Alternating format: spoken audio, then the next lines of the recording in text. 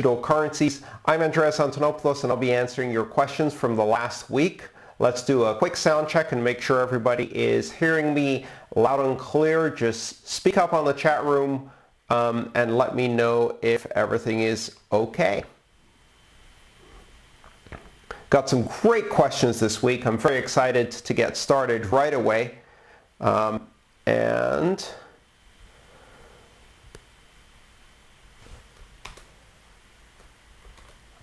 right.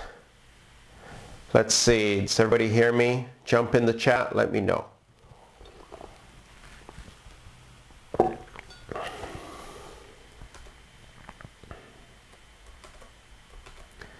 Good stuff. Let's get right into it. First question comes from Eric. I'm confused by the terms Bitcoin address, hash, digital signature, public, private key. What is the difference between these terms and how are they related to mining, transaction validation, and security? For instance, if I'm paying a merchant through Bitcoin, do I send the merchant the hash? Please explain. How is my identity as an independent node represented on the Bitcoin network? All great questions, Eric. And this is indeed a very confusing topic for many people. So what I'm going to do is I'm going to address most of these questions in one kind of cohesive way if I can. And we'll start in terms of your control over your wallet. Now, you may have heard me say in the past one of my slogans, which is not your keys, not your coins. And this applies to Bitcoin. It also applies to any other cryptocurrency where you have a decentralized system. In order for you to be in control of the funds or smart contracts or any other activities on a blockchain, you have to keep control of your keys. So let's start with the private key. Of course, the private key, as the name suggests, is the part of your key pair that you must keep private. Now, what is a private key? In simple terms, it's a number. It's just a very, very, very long number. And when I say very, very long number, if you wrote it down in decimal, it could be up to 77 digits long. So imagine if I said, pick a random number between 1 and 99999999999999999, and I just kept going like that, 77 nines in a row. That's how you pick a private key. Well, you don't pick it. Your wallet, either a hardware wallet, a software wallet, a smartphone wallet, or whatever, will generate a random number inside that range, and that random number will be your private key. The chances of you generating the same private key as somebody else are practically zero. And as a result, your wallet can independently generate it. In fact, you can generate your private key without any contact with the Bitcoin network. It's not registered per se. It's not recorded anywhere on the blockchain.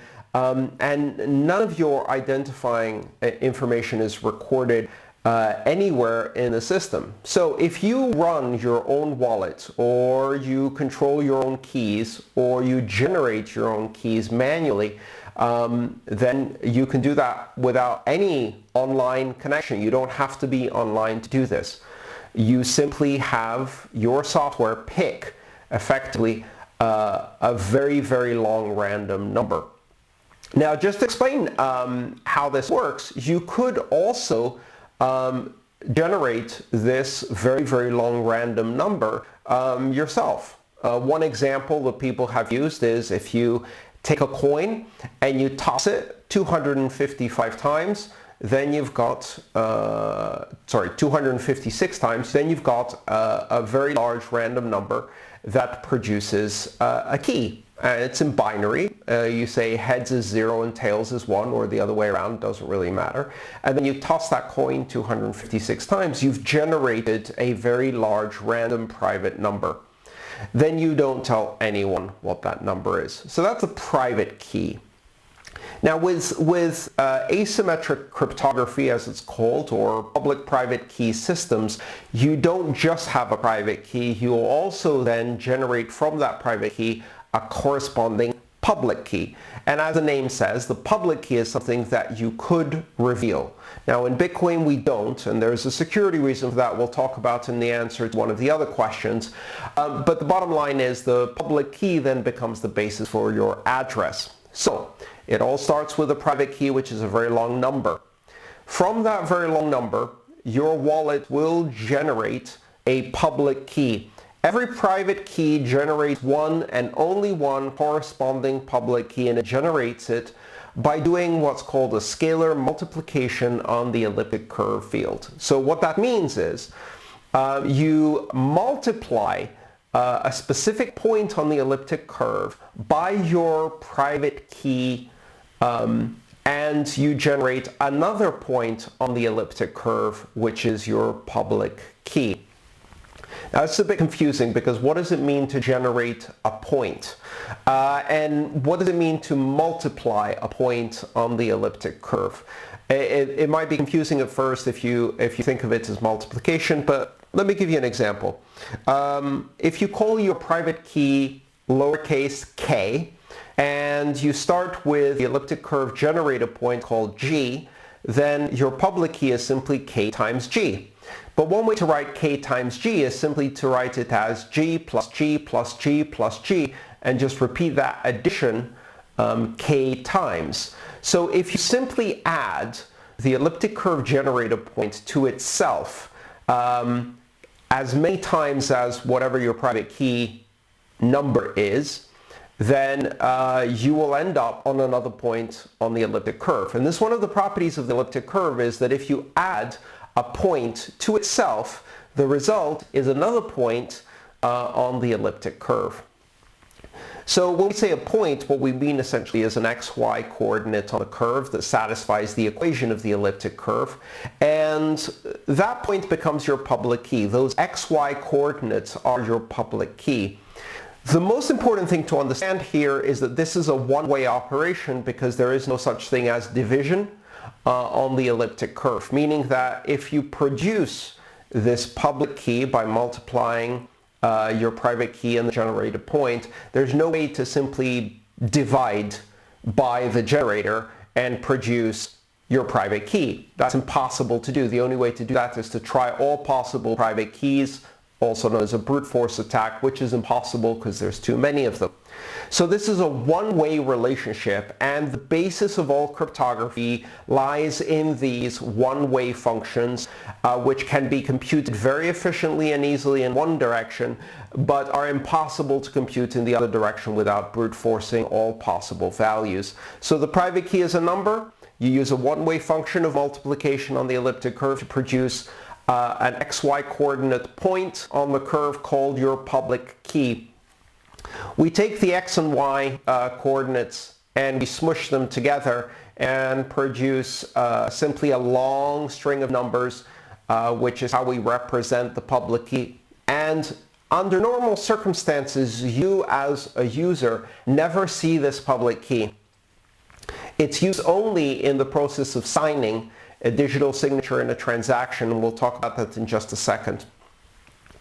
So the public and the private key have this one-way relationship, but in Bitcoin we don't use the public key directly. Instead, we go one more step with a one-way function called a hash. So we take the public key and we feed it into two hash functions called SHA-256 and Ripemd. Now, by passing it through these two consecutive hash functions, we produce another number, and that number is then represented as your Bitcoin address. So, private key, one-way function, public key. Public key, again, one-way function, which is the application of hashes to produce a Bitcoin address. That means, effectively, that a single private key that you've generated randomly can be used at any time to produce the single public key that belongs to you, and then from that public key you can use it to produce the single Bitcoin address. A private key will produce a single public key, and if encoded in the same way, it will produce a single Bitcoin address, and that way you have a chain, meaning that you can go from the private key and reproduce the public key and the Bitcoin address anytime you want because you have the private key. It's in your wallet. That's the thing you own and control, which gives you control over funds that are stored in Bitcoin and other cryptocurrencies and blockchains. And that is the basis by which you prove your control. Now, once you have your Bitcoin address, you can then give that to a merchant. The Bitcoin address that you give to a merchant is effectively the double hash of your public key. They can't see your public key because, as I mentioned before, hash is a one-way function, so they can't go from the Bitcoin address back to the public key. But if you later present them with a public key, they could confirm that that corresponds to the hash that you sent them. They will then construct a transaction.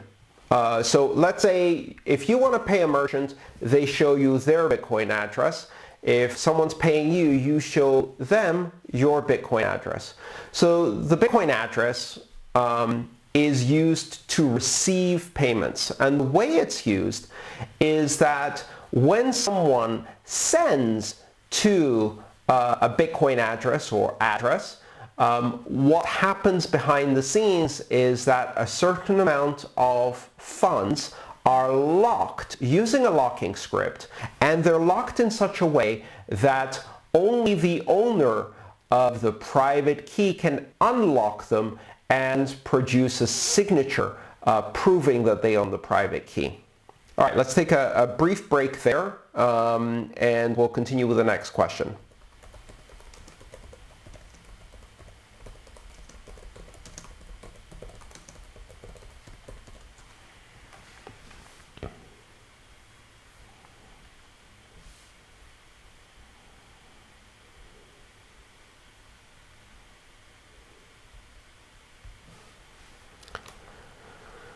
Let me just check in the chat room and make sure if anybody has any follow-up questions on the issue of private keys, public keys, and addresses.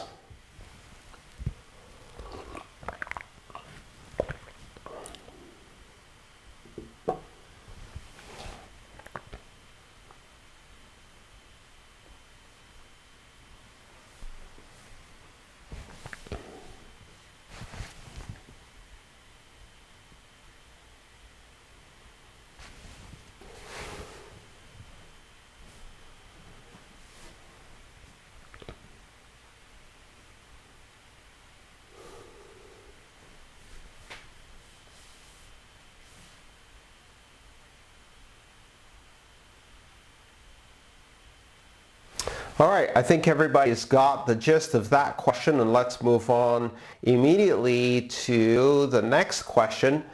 Damianos asks, is Bitcoin anonymous? All exchanges and wallets ask for identity. Is Bitcoin an anonymous system? Well, first of all, and this is really important to understand, exchanges may ask for you to prove your identity. That is not Bitcoin. Those are third-party services that operate as banks, allowing you to exchange national currency, and it's because they are exchanging national currency that they are obligated under the laws as third-party companies to ask you for your identity. Your identity is not on the blockchain, and this has nothing to do with Bitcoin. If you install a wallet of your own where you control the keys, there is no identity required. You don't identify yourself to anyone. And therefore, from that respect, there is no link between your identity and, say, the Bitcoin address or the wallet that you installed. So when your wallet generates a private key of its own and then generates a Bitcoin address or several Bitcoin addresses that you can use in your wallet, there's no link between that and your identity. There's no link between that and your IP address and your location and your name and any other identifying information. However, if you use that Bitcoin address in relation to an external service, such as an exchange or a merchant, where you then provide your name, address, and things like that, that external service will link the Bitcoin address that you just provided to your real life identity. As a result, you've just blown the anonymity aspect of Bitcoin. Furthermore, because you will then use that Bitcoin address in your wallet to make transactions, if your identity has been linked to one Bitcoin address, and then other Bitcoin addresses are linked to that Bitcoin address due to the activities that you do, for example, transferring money between addresses of your own wallet, using multiple chunks of Bitcoin. We'll talk about that in a subsequent lesson when we talk about UTXO in the blockchain. When you link together and you leave this statistical trail that correlates very many different Bitcoin addresses together, and one of them is connected to your real-life identity, then the others are also connected, probabilistically, statistically connected to your real-life identity. In practice, it is very, very difficult to use Bitcoin with complete anonymity unless you take relatively strong steps to protect your operational security. You never link any of the addresses you've used to your real identity. And in practice, that's very difficult to do. It takes a lot of effort, and most people don't do it. If you acquire your Bitcoin by exchanging national currency through an exchange where you've provided your ID, obviously that's going to statistically taint all other Bitcoin transactions you do from that point on and correlate them with that identity. And all of these exchanges provide this information either willingly or inadvertently. If they get hacked or if they're already hacked by intelligence agencies, they provide that information effectively to everyone in the world. So if you give your identity to one of these exchanges, you should assume that everyone in the world then has that information. From a security perspective, you should assume that it's already leaked. So given all of that, Bitcoin is not strongly anonymous. It is pseudonymous, meaning that you use a pseudo identity, which is your Bitcoin address and the related Bitcoin addresses on the system, and that gives you some degree of anonymity as long as that Bitcoin address is not associated with your real life identity. There are other blockchain systems that provide stronger levels of anonymity, whereby it is impossible to track which transactions are being made by which addresses, whereas in Bitcoin, anyone can look at an address and see all of the transactions it's made and can see how much money it has, etc., etc. There are other blockchains where that's not the case, where you cannot track which address is making which transactions. So Bitcoin is a pseudonymous system, and if you use it by connecting primarily to exchanges and merchants that have your identity, then it is not even a pseudonymous system. In fact, it is a public transaction system where your identity is known. All right, quick check into the chat room.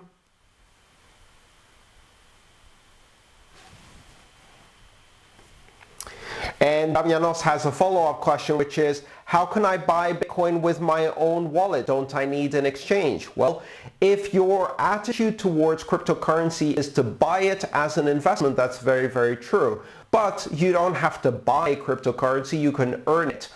You can earn it by providing products and services through your labor. And you can also exchange it for cash by meeting someone in person who's willing to give you cryptocurrency in exchange for cash. And in that case, your identity is not involved in that transaction at all. So there are ways to acquire cryptocurrency by selling products and services that have nothing to do with revealing your identity.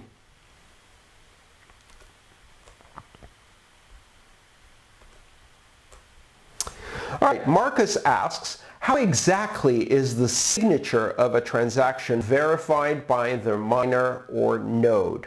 So first of all, signatures on transactions are verified by every participating node, not just miners, but every node running on the system, including any wallet that sees that transaction. A signature is, again, a number. In fact, it's a pair of numbers, and out of tradition, we usually note those as R and S. R and S are the two parameters of a signature. Think of them as two numbers, and they are produced through a mathematical formula that takes your private key and a message that you want to sign, which is the transaction that you're signing, and uses the private key to produce a signature, which are these two numbers, R and S. There's another component in there, which is the generation of a random number as part of that process, and that is a critical component of that, but I'm not going to go into that much detail.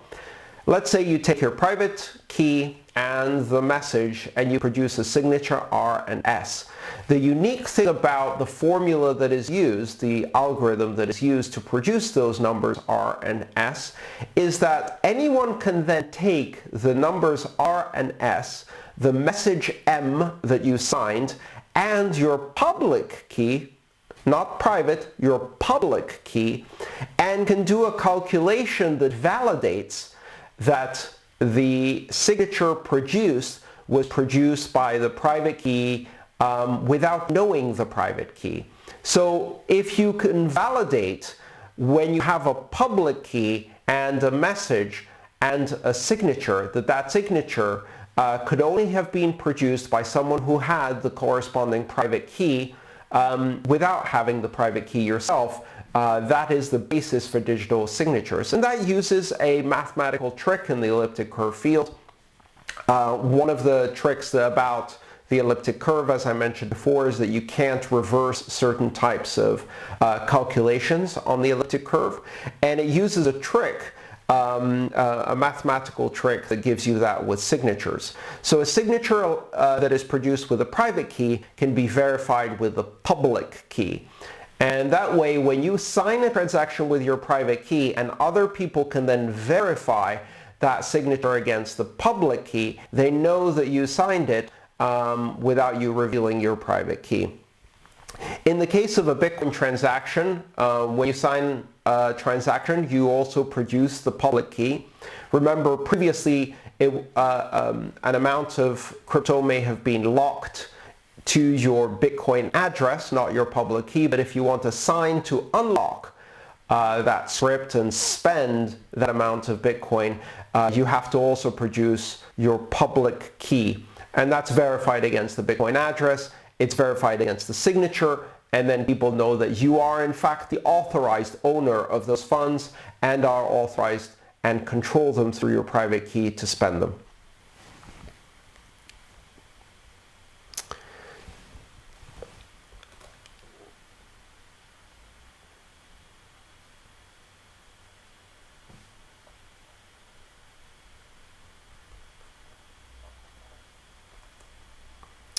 A follow-up question to our previous question about anonymity.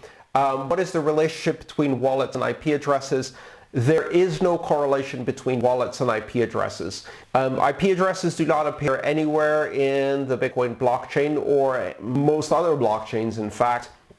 And while it is possible under certain circumstances for an attacker to monitor your IP traffic in order to try and see if you're generating Bitcoin transactions, that is not possible if you use a VPN, and there are a number of other techniques to obfuscate the origin of transactions within the Bitcoin system. We can talk about some of those in subsequent lessons, but the bottom line is IP addresses are not related to wallets. It's not possible to look at a transaction on the blockchain and see where it originated from. You can't see the IP address it came from.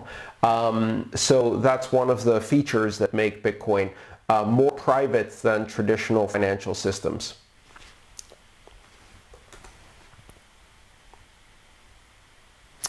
Eric asks, I understand that the exchange rate between Bitcoin and fiat, or really any cryptocurrency in fiat, is determined presently by the forces of supply and demand. However, was the initial criteria to determine the ask price of USD in BTC terms? The initial criteria to determine the ask price for USD and BTC terms was again by the forces of supply and demand. So in the first exchange that allowed people to exchange Bitcoin and fiat, someone would have to go there and offer Bitcoin for sale and ask for a specific amount of fiat by placing a sell order. And someone else would have had to go and place a buy order and ask for a specific amount of Bitcoin in exchange for fiat at a specific price. And as various orders got closer and closer together between the ask and bid prices, at some point they reach equilibrium and somebody says, yes, I'll make that order. And the engine that runs the exchange does the order matching, where it finds two orders where the buyer and seller agree on the price. So basically the initial criteria to determine the price of any asset, but also of course Bitcoin in terms of any currency, were also supply and demand. You need an open market. Now, because this was an exchange between crypto and fiat on an exchange system, that set the initial price for crypto in terms of fiat. The first commercial transaction that we know of was in fact the famous pizza bought by Laszlo Hanyek back in 2010, and that is now celebrated as Bitcoin Pizza Day. And if you know that story, Laszlo paid 10,000 Bitcoin for 2 Domino pizzas to be shipped to his house. So that established a value in terms of a real commercial transaction for actual goods rather than simply exchanging one currency to another. So one is an exchange rate, the other one is a price, which is slightly different from an economics perspective.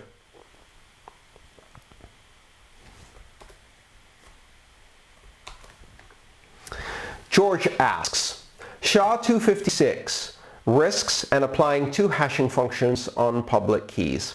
The Bitcoin protocol seems to have a strong dependency on the SHA-256 hashing algorithm.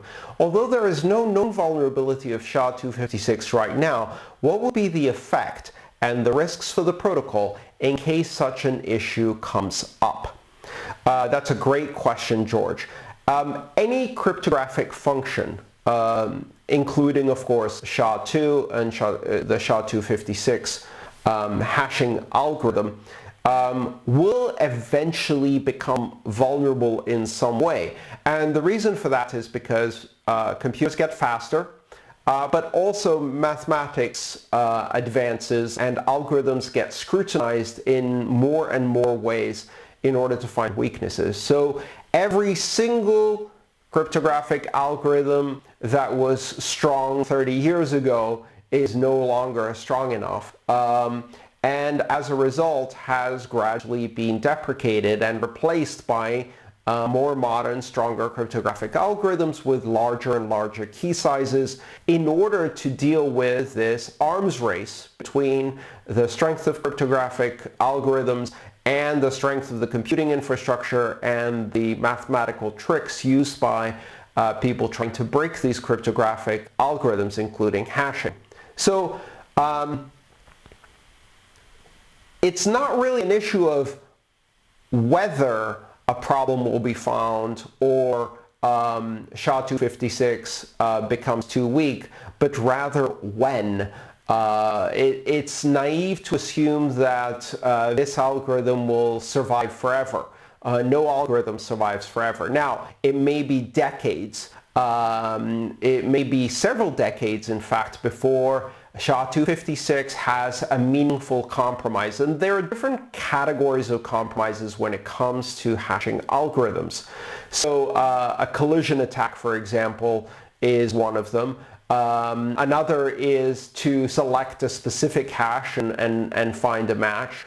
Another one is to select a specific plain text and modify it in order to find a specific hash.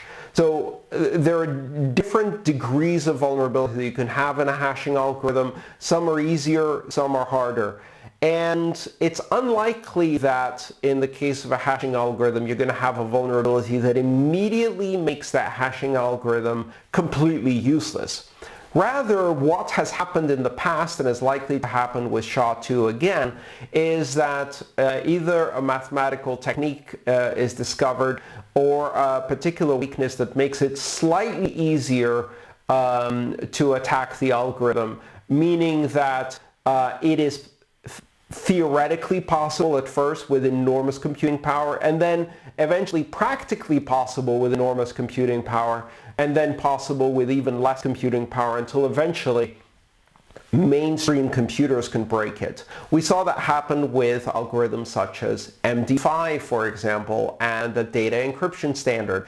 An initial weakness was only exploitable in very narrow circumstances with enormous amounts of computing, and eventually nowadays you can break MD5 on your laptop in a reasonable amount of time quite easily. So we're not going to see SHA-256 go from completely secure to completely insecure. Rather, it's going to get eroded and become weaker over time. And that will require replacements. Now, SHA-256 can be replaced in Bitcoin. There are a number of different places where it's used, and already there have been some upgrades. So for example, SegWit changes the way addresses are computed for scripts, so making them stronger than they were before. So with SegWit v0, a script is encoded as a double SHA-256 instead of a Ripemd 160, increasing the key space significantly in order to preempt potential attacks against pay-to-script hash. So we could see other upgrades like that. We can see changes in algorithms, and for the most part the Bitcoin system can be upgraded fairly easily now with SegWit in ways that can address future impacts on cryptographic functions. However, one of the areas where this is more difficult is in mining itself. So we may see that it is much more difficult to change the mining algorithm of Bitcoin, and the reason for that is because you have all of this deployed equipment.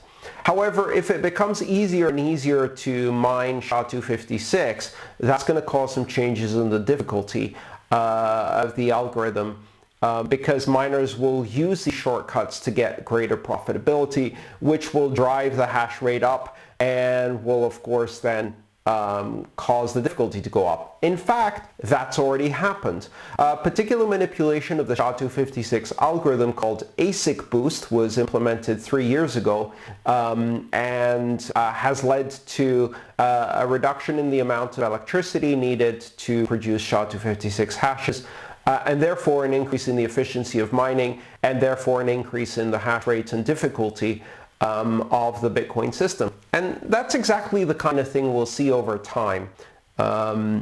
So in general, these things can be upgraded. The additional comment you made, George, which is, what is the purpose of double hashing a public key to produce the address and double hashing it with two different algorithms, SHA-256 and then Ripemd 160? Well, the first reason is to create a level of abstraction where what you're paying is a hash, not a public key. That gives us a lot of flexibility, including, as we've seen with the implementation of script hashes, the ability to pay to scripts that are more complicated than simply a public key. The other thing it does is it creates a degree of separation whereby if the elliptic curve digital signature algorithm is found to be weak, but you don't have a public key, and you have to crack a Bitcoin address, you have to crack two different hash algorithms before you get to cracking the elliptic curve, which creates a significant difficulty because hash algorithms and elliptic curve digital signature algorithms behave differently. One such example is in the use of quantum computers, which we'll address in one of the following questions. I hope that answered your questions, George. Let's quickly check in the chat room, see if everybody's doing okay.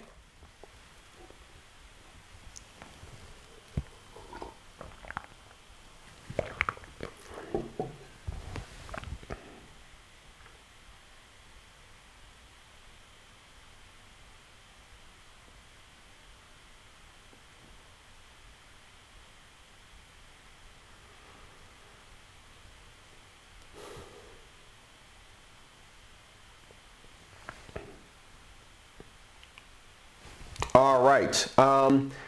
We have some follow-up questions about reuse of addresses, and we're going to talk about that specifically in the next section when we talk about quantum computing. This is a question that comes up a lot, so I'm just going to switch directly to that, and we'll talk a bit about quantum computing. Let's start with Mario's question. Just a couple of days ago, Google claimed that it has reached quantum supremacy. How do you think this will affect mining and the cryptocurrency world in general? I love the way that they named their success in quantum computing quantum supremacy. It sounds so amazing, but in fact it's not really that amazing. Some great marketing there caused a whole ripple of fear all across the technology industry as people misunderstood what quantum supremacy means. Up to now, quantum computers could solve problems that classical computers could also solve. And they might solve them a bit faster, but it was really difficult to see if in fact the quantum effects were giving a significant advantage to the quantum computer to the point where a classical system is simply unable to solve that in any meaningful amount of time. Quantum supremacy, as Google calls it, is simply the first time they demonstrated a solution to a problem that was solved with a quantum computer in a reasonable amount of time, and with a classical computer would take tens of thousands of years.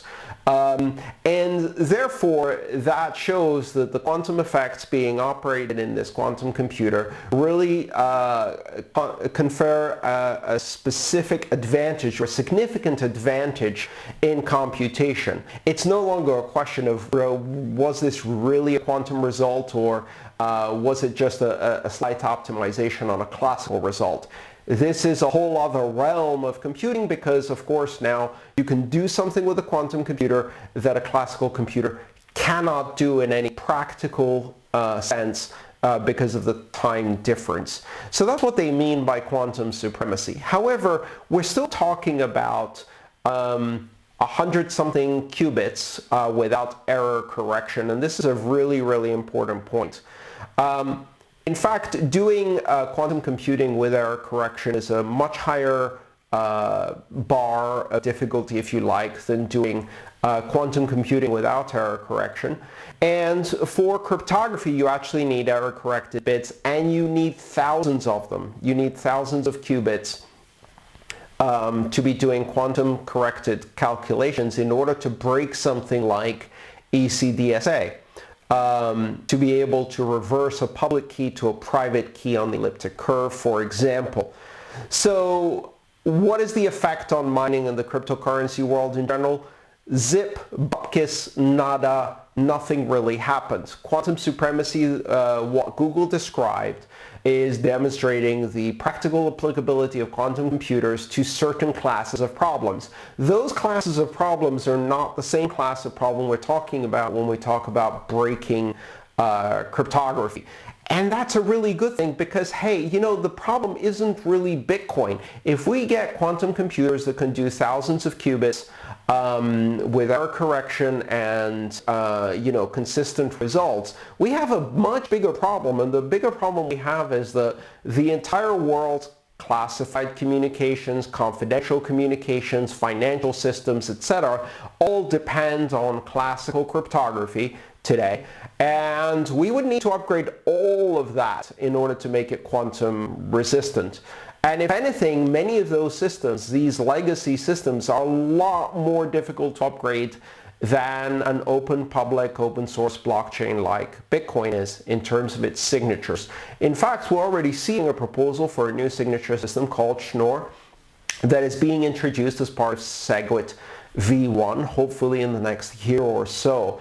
But while Schnorr isn't quantum resistant, it is demonstrating the capability of developers and the ecosystem as a whole to upgrade and switch the digital signature algorithm. And therefore, we can imagine a time when quantum computing starts approaching the practicality of breaking classical cryptography, at which point we do upgrade, and we will need to upgrade the digital signature algorithm. And we can see now that that's possible. It's something that practically can be done within the ecosystem, and it will be done probably in the next year for Schnorr signatures.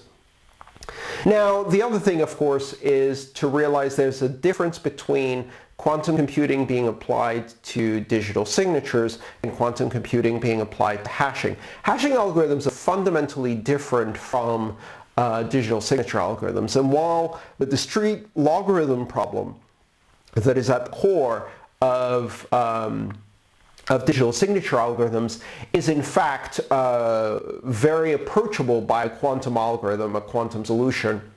And if you have a quantum computer with enough bits, you will be able to break it thoroughly, reverse it in very, very short time.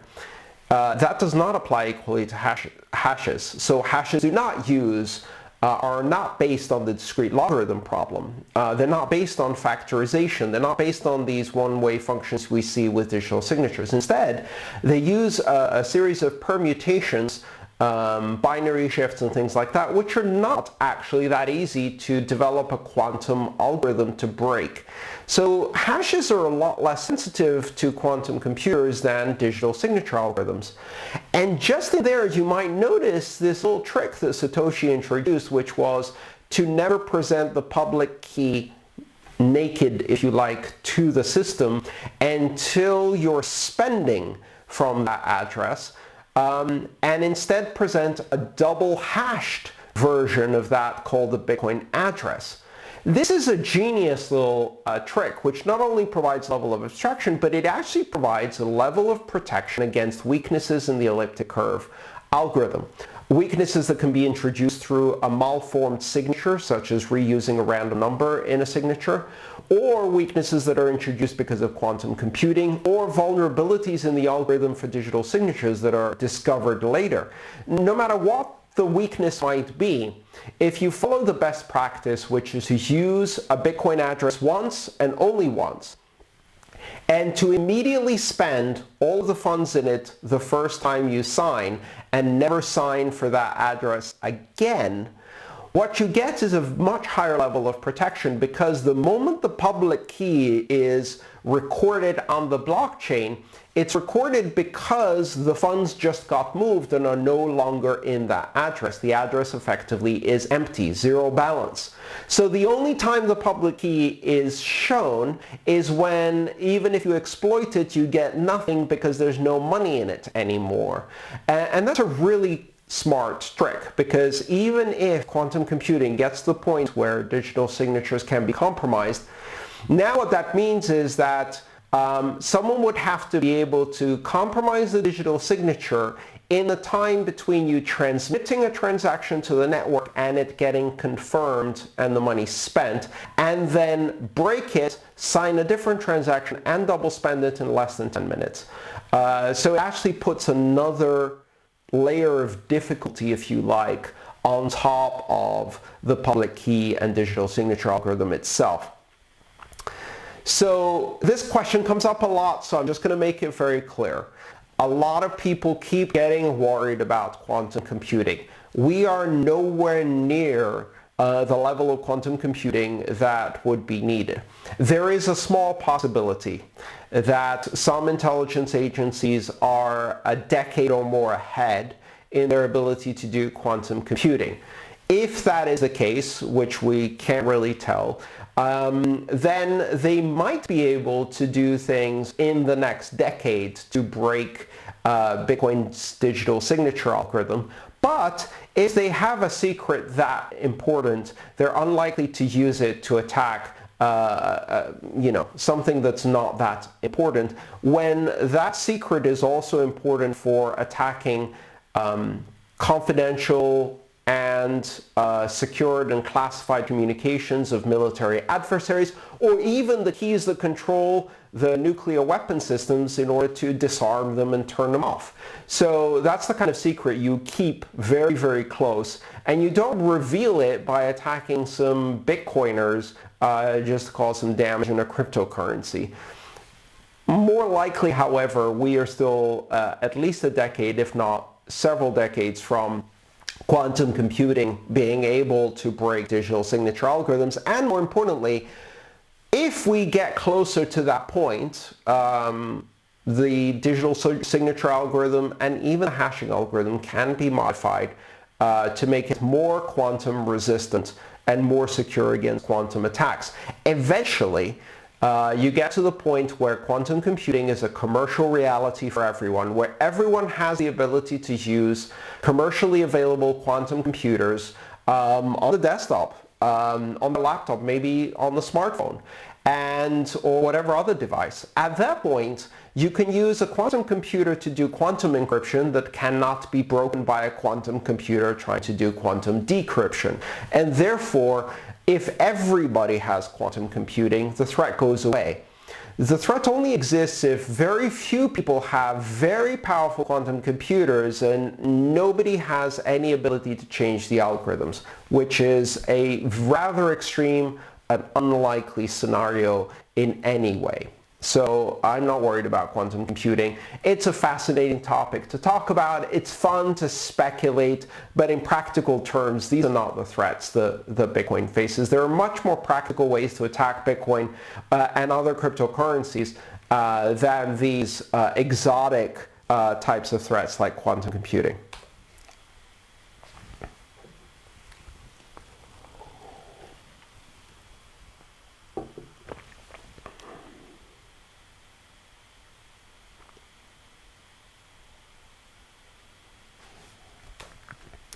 All right, let's see what else we have here.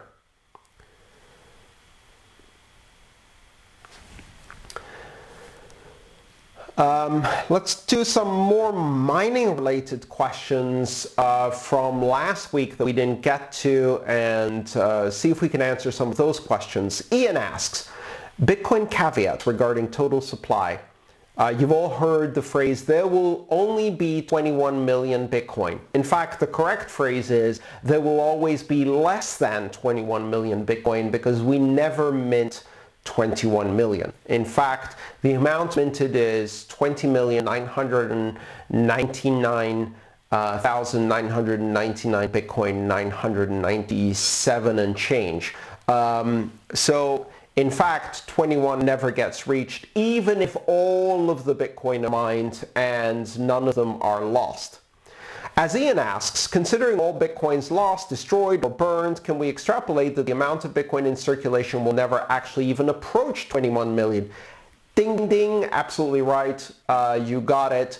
In fact, we can estimate that already at least 1 million Bitcoin have either been irrevocably lost through loss of private keys, burned to public burn addresses. And what a burn address is an address that is obviously generated without a private key in such a way that you know that it is impossible to find the corresponding private key and no one has it.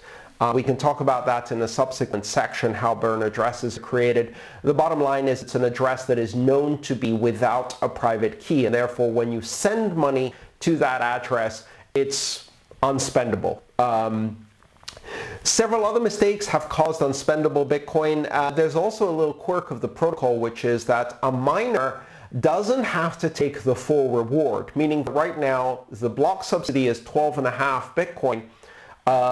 They don't have to take the whole 12.5. The rules actually check to see that Coinbase is less than or equal 12.5 Bitcoin plus fees. It doesn't check how much less. So you take 6 Bitcoin and not take the other 6. You could just put a block subsidy of 6 Bitcoin in your block subsidy in your Coinbase transaction today as a miner. What would happen then? Well, you'd mine 6 Bitcoin instead of 12.5. The other 6.5 can never be mined again. You lost your chance. That was the block. It's gone. People will see that as a valid block and they will mine it. They will accept it in the blockchain, and that 6.5 Bitcoin will never be mined. So effectively now you've gone from 20,999,999 Bitcoin to 20,999,993 Bitcoin, because you just threw away 6 Bitcoin, as the maximum supply has now been reduced. And because of some mistakes that have happened in Coinbase transactions that went to unspendable public keys and weren't quite the correct amount, etc., etc., etc., were less than the subsidy, we already know that this has happened. So yes, it's going to be less than 21 million and perhaps even significantly less. Theoretically, by the time we get to 2140, maybe half of all Bitcoin have been lost. And at that point, you've only got 10 million in circulation. Does it matter? No. It makes no difference. The number itself, 21 million versus 10 million, means nothing. The purpose here is to ensure that from a monetary perspective, in terms of pure economics, the amount of currency is ultimately capped, creating a hard asset, a form of sound money that cannot be issued no matter what the price on offer is. You cannot increase the issuance. In the physical world, no such thing exists. Even gold, which is extremely scarce, if you increase the price of gold enough, it becomes profitable to mine gold in ever further and more expensive places, including asteroids. So the amount of gold in the universe is absolutely not capped, but the amount of Bitcoin is. And it's the only asset that is completely capped. And as a result, it has this unique digital scarcity that is qualitatively different from any other form of scarcity. But whether it's 21 or 10 or 5 million Bitcoin doesn't matter. You may think, of course, that, well, if there's only 10 million Bitcoin left at the end of all of this, after all of the issuance is done, how is that enough to run a larger Bitcoin economy?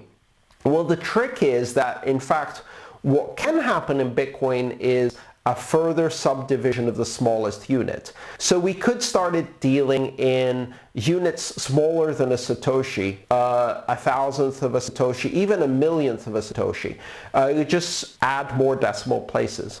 You might think that's inflation. It actually isn't. If you think about it, if you subdivide units and add more granularity, it still doesn't change the total amount that is available. It just means you can divide it more. So for example, if I say I'm 170 centimeters in height, if instead I say I'm 1,700 millimeters in height, that's not changing my height. I'm still the same height. I'm just measuring it in finer granularity. And so adding decimal points to Bitcoin doesn't change the total supply. That's a great question, and it's one that comes up fairly often, but I like that twist in this particular case from Ian. Supicha asks, when more people become miners as they can earn Bitcoin, is there any effect to the Bitcoin ecosystem? If the miners are more than the transactions needed to be verified, will this cause competition between the miners? In fact, that's already the case. Miners do not split transactions between them. Miners all mine pretty much the same transactions because all of the transactions that are available in the system and need to be mined are shared with everyone. So everyone has a copy of what's called the mempool, where they have the unconfirmed transactions. Think of it as a giant reservoir where unconfirmed transactions are waiting, and every miner has their own copy of this reservoir, and they use it to construct their candidate blocks that they're going to run the proof of work algorithm on. And they try to cram cram as many of those transactions as they can fit into their candidate block. The competition isn't between miners as to what transactions they're going to mine. The competition between miners is to how much hashing power they can put into their proof of work so they can find a solution first. However, there is also competition in the transaction reservoir, or mempool if you like, which is there's competition between transaction senders. If you send a transaction and you want it mined faster, you put a higher fee, and you're competing against everybody else who's trying to get space in the limited space of the block for their transaction, and you're competing through the pricing mechanism of fees. So all the users are competing for space in the block, and all miners are competing for speed in terms of how fast they solve the block so they can be first, because the Bitcoin mining algorithm is a winner takes all. So the first miner to win is the only one who gets rewarded.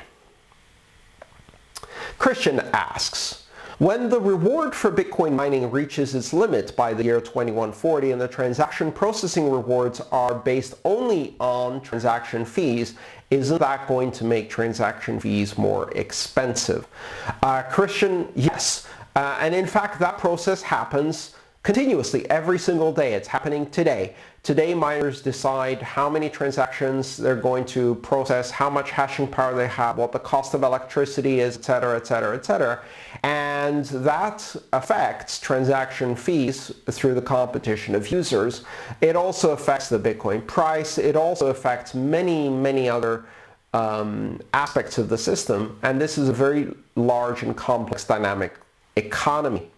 However, nothing magical happens 2140. That's just the culmination of this very, very slow process that unfolds every 4 years through the process of halving.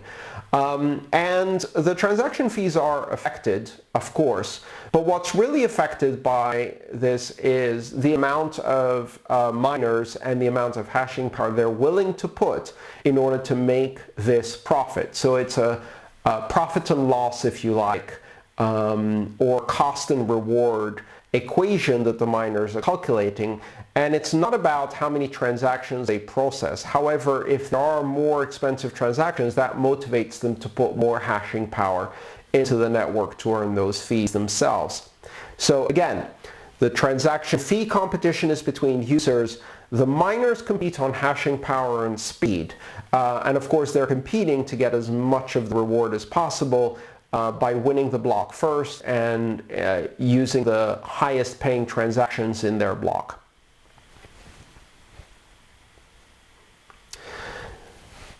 Julio asks, it seems that the mining process sounds like a brute force attack. If this is the case, what will happen if an intruder detecting system would be applied to the Bitcoin blockchain? For example, the same node can't make more than a certain number of attempts every 10 minutes. Should we expect a more equally distributed block generation or reduction of the power consumption? Not really, because Julio, you have to realize that the attempts that are being made by the miners are not transmitted to anyone. Only the winning block is transmitted. A miner will make several quadrillion attempts with their range of hardware every second, and none of that will be seen by anyone. We can estimate the amount of hashing power that goes into mining overall worldwide based on the results, based on the proof of work that proves how many hashes on average, statistically, were needed in order to find that proof of work result. But we don't see any of the individual hashes.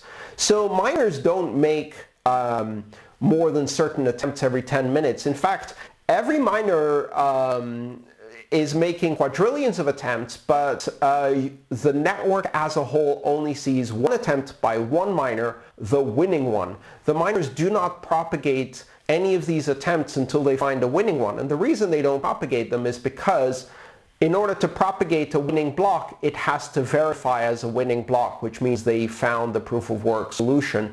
Any other block that has an incomplete proof of work solution won't be propagated by anyone because it's not a valid block. So you can't actually constrain miners by limiting their network connectivity in that way.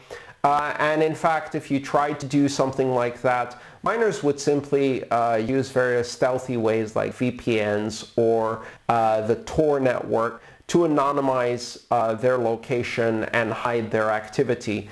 And until they produce a winning block, you can't really do anything about it. There are some denial of service attacks that could be done on the networks that miners are operating on. But quite honestly, if that was the case, miners would switch to satellites and they would use satellite communications networks to do that. They could use shortwave radio, they could use FM radio, they could use microwave towers, they could use laser beams to transmit successful blocks point to point to any node that's outside of the area that's being attacked to inject it into the Bitcoin network. So if you think about it carefully, this is the essence of the Byzantine fault-tolerant system. In a Byzantine fault-tolerant system, you have to assume that the communication network that is used between the miners is unreliable and can be attacked, and in fact is being surveilled. And yet the system is fault-tolerant to those types of faults. You can assume that miners will lie, just like the Byzantine generals can lie. And for a system to be tolerant to these faults, that's what that means. It means that you can operate on an unreliable network where nodes can come and go as they please, connect and disconnect and still acquire the truth, where nodes can lie to each other, where miners can lie to nodes and each other, and the system is still tolerant to those types of attacks. If only it was that easy, it wouldn't work for very long.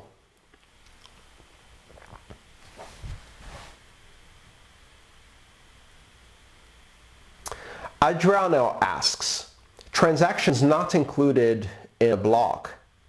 What happens to transactions selected by miners that don't don't become part of the block? Do they go back to the network and wait for the next block? Are nodes that are not mining receive any awards? Okay, first of all, nodes that are not mining do not receive any awards. Now, you remember I talked about this idea of a reservoir, or in fact, every node having its own reservoir or copy of a reservoir where they put transactions that haven't been confirmed yet, so they can keep a track of what transactions are not yet confirmed and waiting for inclusion in a block. Now, this reservoir is obviously very important. The mempool is what it's called. Miners have this mempool, and they use it to collect transactions in between blocks so that when they're ready to produce a block or to try to solve a block, they have transactions to put into that block so they can earn fees.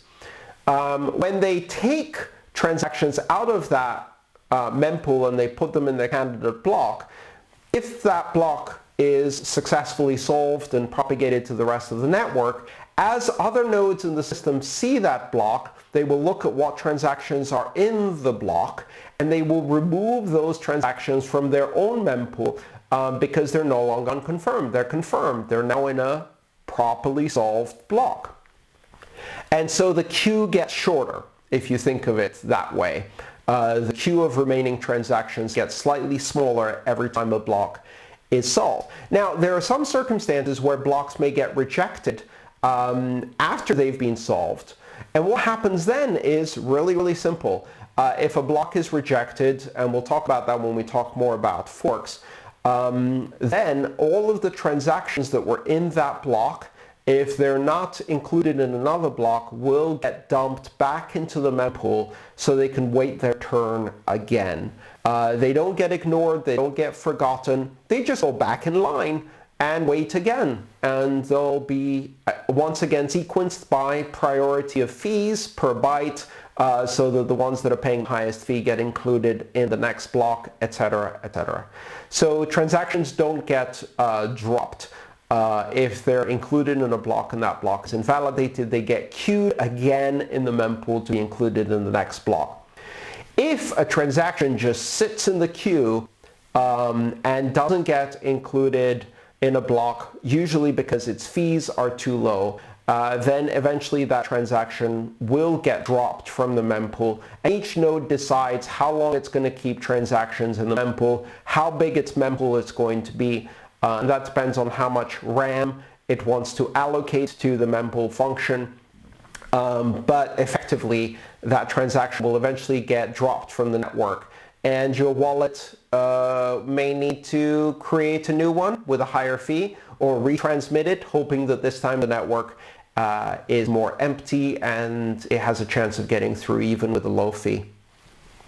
Let me check in with the chat room and see how things are going. All right, and with that question, I think we're done for today. Thank you all. Those were some really, really great questions today, and I'm glad we covered some really meaty subjects. These were not easy subjects. They're often confusing to many people, and hopefully you have a better understanding of these complex subjects today after these answers. Thank you so much for asking such great questions. Please remember that it's best to ask your questions in advance in the forums. Have a conversation among yourselves. See if you can come to a correct answer. See whether that question maybe creates other questions that you want to ask. And we will take those, organize them by topic, curate them, and prepare them for next week. I'll see you next week to answer questions for session 4. This has been the massive open online course for the University of Nicosia's Master's Degree in Digital Currencies. I'm Andreas Antonopoulos answering your questions. Thank you so much. See you next week. Bye-bye, everyone.